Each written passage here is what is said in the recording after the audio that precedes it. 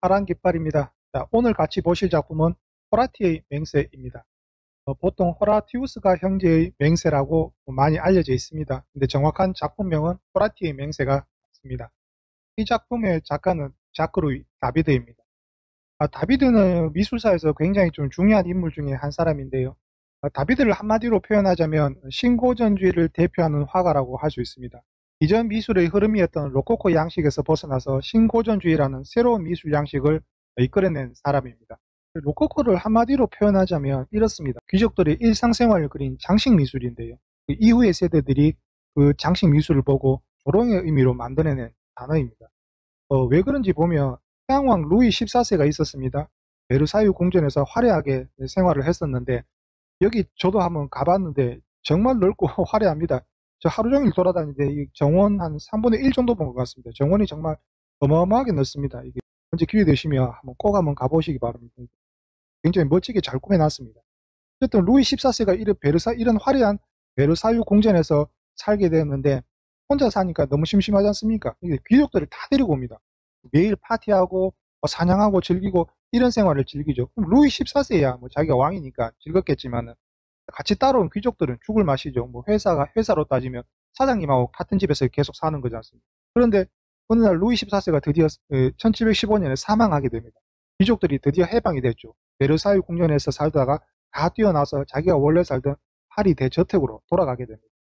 그동안 억눌렸던 그런 욕구들이 막 분출하기 시작합니다. 그래서 집들을 화려하게 꾸미기 시작합니다. 이런 식으로 집들을 화려하게 꾸미다가 당시에 또 어떤 것들이 유행이 됐냐면, 정원에 인공 동굴을 만드는 것이 또 유행이었습니다. 동굴 입구에 조약돌과 조개 껍데기로 화려하게 장식하는 것이 유행이었는데, 그 조약돌과 조개 껍데기 앞글자를 따서 로코코라고 불렀습니다. 화려하게 장식한다는 의미로 로코코라고 부르게 되었습니다. 여러분들 이런 거 보신 적 있으실 겁니다. 이렇게 화려하게 장식된 것들요. 덩굴이 막 이렇게 올라가고 또 꽃들이 막 피어 있고, 그리고 직선이 거의 없습니다. 거의 다 곡선으로 처리되어 있습니다. 의자도 보시면 이렇게 거의 다 곡선으로 이렇게 처리가 되어 있고, 가구들 같은 경우에도 이런 화려한 꽃무늬 같은 것들로 장식되어 있다면 그게 바로 로코코 양식입니다. 이런 화려한 장식을 대표하는 것이 로코코 양식입니다. 로코코는 주로 귀족들의 화려한 일상들, 붓터치를 통해서 꿈에서나 나올 것 같은 아주 그런 몽환적인 분위기를 나타내는 그런 그림을 보통 로코코 미술이라고 우리가 말합니다. 이 다비드는 그런 로코코 양식에 반해서 이제 신고전주의라는 새로운 시대를 이끌어냈습니다. 신고전주의는 말 그대로 옛날로 돌아가자는 분위기입니다. 국가를 위해서 개인을 희생하고 영웅적인 모습을 주로 그리는 것이 신고전주의 미술 양식입니다. 이 그림이 그 다비드가 그린 그림인데요. 1789년 프랑스 시민혁명 때 당시 지도자 중에 한 명이었던 마라라는 사람이 있었습니다. 이 사람이 집에서 안대파에 의해서 죽음을 당하는 그런 일이 있었는데, 이걸 다비드가 이걸 그림으로 표현한 겁니다. 국가를 위해서 이렇게 희생하는 모습, 이런 모습들을 대중들에게 각인시키는 그런 그림을 주로 그리던 시절이 신고전주의였습니다. 이전의 로코코 양식, 주로 귀족들이 화려한 일상을 그려내던 그런 로코코 양식에서 벗어나서 신고전주의라는 새로운 미술의 흐름이 나왔고요. 그 이후에는 또 낭만주의라는 것이 나옵니다. 낭만주의는 국가를 위한 영웅보다는 개인의 욕구, 개인의 감정이 훨씬 더 중요하다. 이런 것들을 주로 그려내던 미술 흐름이었는데, 대표적인 것이 들라크루아의 민중을 이끄는 자유라는 작품입니다. 1830년 프랑스 7월 혁명을 그린 작품인데, 들라크루아는 혁명에 참여하지는 못했습니다. 하지만 본인은 이 그림을 그려서라도 나는 혁명을 지지한다, 나는 개인적인 욕구, 개인적인 열망을 그렸던 그런 작품입니다. 그래서 로코코, 신고전주의, 낭만주의 이런 식으로 시대가 흘러가는 거죠. 미술사의 흐름이 이렇게 변해갔습니다. 이 세 개 정도만 구분할 수 있어도 거의 100년의 미술사 흐름을 구분하실 수 있는 겁니다. 오늘 보실 작품은 신고전주의라는 새로운 미술의 흐름을 연 최초의 작품으로 인정받고 있는 다비드의 호라티의 맹세라는 작품입니다. 이 작품의 내용은 로마와 알바롱가라는 국가가 서로 국경을 이렇게 맞대고 있었습니다. 국경에서 농민들 간에 서로 분쟁이 있었는데, 이 분쟁이 점점 커지다 보니까 로마와 알바롱가 사이에 국가 간의 전쟁으로까지 다툼이 커지게 되었습니다. 전쟁이 빨리 끝나지도 않고 계속 지루하게 이어지다 보니까 서로 간에 희생이 너무 커져서 양쪽에서 제안을 합니다. 로마 쪽에서 대표 선수 3명, 그리고 알바롱가에서 대표 선수 3명이 나와서 서로 겨루보자. 그리고 거기서 모든 싸움을 끝내자라고 이제 서로 합의를 보게 됩니다. 그래서 로마에서는 호라티우스가의 삼형제가 나가게 됐고요. 그리고 알바론가에서는 쿠리아티우스가의 삼형제가 서로 나가게 되었습니다. 그래서 이 작품을 보시면 로마의 호라티우스가의 삼형제가 전쟁에 나가기 전 국가에 대해서 충성을 맹세하는 그 장면을 그린 작품입니다. 이 그림이 로마의 호라티우스가의 삼형제와 그리고 알바론가의 쿠리아티우스가 삼형제가 나와서 결투를 벌이는 장면입니다. 이 싸움의 결론은 모두 다 죽고 로마의 호라티우스가 형제 중 한 명만 살아남는다는 것이 이 그림의 결론입니다. 이 작품에 대해서 조금 더 자세히 살펴보면 이 그림은 아치로 전체 작품을 3분할했습니다. 그리고 그 아치 밑에 각 공간마다 아버지를 중심으로 해서 전투에 출전하는 삼형제 그리고 이를 슬퍼하는 가족들 이렇게 정확하게 배치가 되도록 그렸습니다. 신고전주의 시대의 작품이 주로 던지는 메시지가 확실했습니다. 국가에 대한 충성 그리고 영웅적인 모습 이런 것들을 대중에게 던져주는 거기 때문에 그림도 구도가 복잡할 이유가 없었습니다. 그래서 아버지를 중심으로 해서 전투에 임하는 강한 의지를 보이는 삼형제 그리고 이를 슬퍼하는 가족 정확하게 대비되는 그런 그림을 그렸습니다.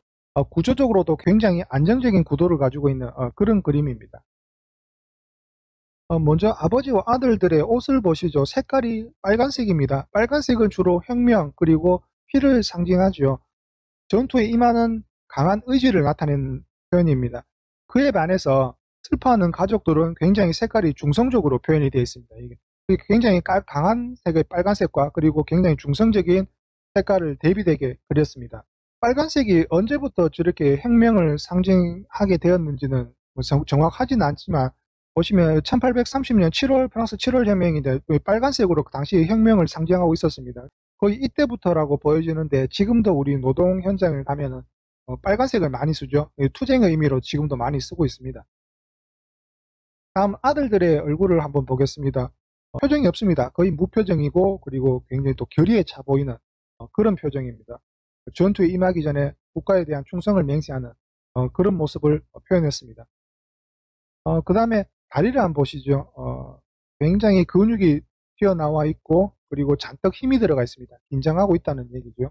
다비드는 아버지의 발을 정확하게 그리기 위해서 25번을 고쳐서 그렸다고 합니다. 다비드가 이 작품 전체를 구성하고 완성하는 데까지는 총 7개월이 걸렸습니다. 밑바탕 스케치부터 해서 모든 채색을 완료하는 데까지는 총 7개월이라는 기간이 소요되는데 다비드는 특히 이 발을 그리는데 굉장히 시간을 많이 소비했다고 합니다. 다음 아버지의 얼굴을 한번 보겠습니다. 비록 자식들이 전투에 나가기는 하지만 무사히 살아 돌아오라는 그런 요문으로 하늘을 바라보면서 기도하고 있는 그런 아버지의 모습을 표현했습니다. 오른쪽에 있는 두 명의 여인을 한번 보시죠. 한 명은 카밀라이고 한 명은 사비나입니다. 카밀라는 호라티우스가의 딸입니다. 카밀라는 호라티우스가의 딸이지만은 오늘 싸우고자 하는 상대편의 쿠리아티스가의 남자와 약혼을 한 사이입니다. 그리고 사비나는 오늘 싸움을 하는 상대편인 쿠리아티스가에서 시집을 온 사람입니다. 이 두 명 다 오늘 전투에서 누가 이기든지 간에 서로 슬픔에 빠질 수밖에 없는 상황을 표현했습니다. 그리고 오른쪽에 여인의 팔을 보시면 아래로 축 늘어뜨려져서 이미 체념한 듯한 그런 모습을 보여줬고요. 어머니로 보입니다. 손주 두 명을 안고 슬퍼하는 모습인데 아이가 무척 놀라서 눈이 커다랗게 커진 그런 모습입니다. 이 이야기는 로마 건국사에 나오는 이야기입니다. 여기 보시면 로마는 이렇게 늑대의 젖을 먹고 자란 두 아이가 건국했다 하고 로마 건국사에 나옵니다. 로마 건국사에서 나온 얘기를 다비드는 그림으로 그렸습니다.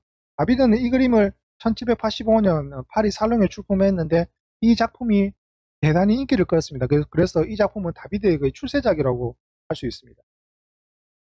이 작품은 루이 16세의 요청에 의해서 그려진 작품입니다. 1789년 프랑스 혁명 때 형장의 이슬로 사라진 짐은 죄 없이 죽노라 하면서 외치고 형장의 이슬로 사라진 루이 16세의 요청으로 그려진 작품입니다. 당시 백성들의 그 경제 상황이라는 것이 정말 심각한 수준이었습니다. 더군다나 미국 독립전쟁에 엄청나게 지원을 하고 있었는데요. 당시 영국이 아메리카를 지배하면서 16개의 식민지를 가지고 있었는데 당시 프랑스는 그 영국을 견제하기 위해서 식민지 독립전쟁에 엄청나게 많은 돈과 무기들을 공급하고 있었습니다. 그래서 거의 왕실 재정이 파탄날 지경까지 갔었는데 루이 16세는 결국 삼부회라는 것을 소집하게 되죠. 백성들에게 더 많은 세금을 걷어들이기 위해서 삼부회라는 것을 소집하게 되는데 결국은 그것이 프랑스 시민혁명으로까지 이어지게 되고 본인이 결국 현장의 이슬로 사라지게 되는 그런 결과를 낳게 되었습니다. 어쨌든 루이 16세는 그런 심각한 상황을 타개하기 위해서 당시 다비드에게 그 그림을 요청합니다. 더 많은 백성들의 희생을 강요하기 위해서 국가에 충성하는 그런 모습을 보여달라는 것이 그 당시 루이 16세의 요구였습니다. 이 그림이 출품되자 당시 루이 16세는 굉장히 만족했습니다. 본인의 요구대로 국가에 충성하는 모습을 잘 표현했다라고 생각했는데 아이러니하게도 반대파, 당시 혁명을 주도하는 반대파에서도 이 그림을 굉장히 환호했습니다. 루이 16세는 당연히 국가와 군주에 대한 충성으로 이 그림의 의미를 받아들였고요. 당시 반대파는 그게 아니다. 대의를 위해서 사람들이 나가서 희생하는 모습, 오히려 다비드가 우리 혁명을 지지한다. 이렇게 받아들였습니다. 흠보다는 해명이죠. 서로 자기들에게 좋은 쪽으로 그림을 해석했습니다. 근데 다비드는 루이 16세의 의도대로 국가와 군주에 대한 충성을 얘기하려고 그림을 그린 것이 맞습니다. 다비드는 이 그림뿐만 아니라 이후에 이어지는 그림도 스케치를 해두었습니다. 호라티우스가 형제들이 결투를 마치고 2명은 사망하고 1명만 돌아오는 그런 스케치인데요. 여동생이 슬퍼하죠. 낳고 난 프리아티스가의 남자가 죽었기 때문에 여동생이 슬퍼합니다. 그런 슬퍼하는 여동생을 보고 호라티우스가의 형제 중 1명, 살아남은 1명이 여동생을 죽이는 그런 장면입니다. 이 장면도 스케치를 해뒀고요. 그리고 그 다음 장면도 또 스케치를 해뒀습니다. 이렇게 여동생을 죽이자 호라티우스가 살아남은 형제 1명은 사형을 언도받습니다. 재판에서. 그런데 아버지가 이 아들을 옹호하죠. 국가를 위해서 한 일이다. 이렇게 아들을 옹호하는 그런 장면도 스케치를 해두었습니다. 그래서 혁명을 지지하던 세력들이 자기를 위한 그림이라고 해석은 했지만 다비드는 분명히 당시 루이 16세의 의도대로 국가를 위한 충성 그리고 영웅을 나타내는 그런 그림을 그리는 의도였다는 것이 분명합니다. 다른 화가들과는 달리 다비드는 굉장히 정치적인 화가였습니다. 루이 16세가 처형될 때 다비드는 당시에 굉장히 급진파였던 자코뱅당의 회원이었고요. 그리고 루이 16세의 처형에 찬성표를 던지기도 했습니다. 당시 혁명파가 주로 좋아할 만한 이런 마하라의 죽음이라는 그림을 그리기도 했고요. 이후에 나폴레옹이 등장하자 또 나폴레옹을 열심히 찬양하는 또 그림을 그리깁니다. 나폴레옹 대관식이라든지 나폴레옹이 산을 넘어가는 이런 말을 타고 있는 모습을 또 열심히 또 그리기도 하고 다비드는 어느 한쪽 노선이 아니라 주로 당시의 그 주류 세력이었던 그런 세력들하고 같이 뜻을 함께하는 그런 화가였던 것 같습니다. 정치적 성향이 굉장히 강하고 또 비난도 많이 들었던 다비드였습니다. 하지만 미술사에서 다비드가 굉장히 중요한 인물 중에 한 명인 이유는 당시 귀족들의 화려하고 상락적인 그림만 그려대던 로코코 시대의 마글레리기하고 신고전주의라는 새로운 시대를 이끌어낸 장본인이 바로 다비드입니다. 자크 루이 다비드의 프라티의 맹세였습니다.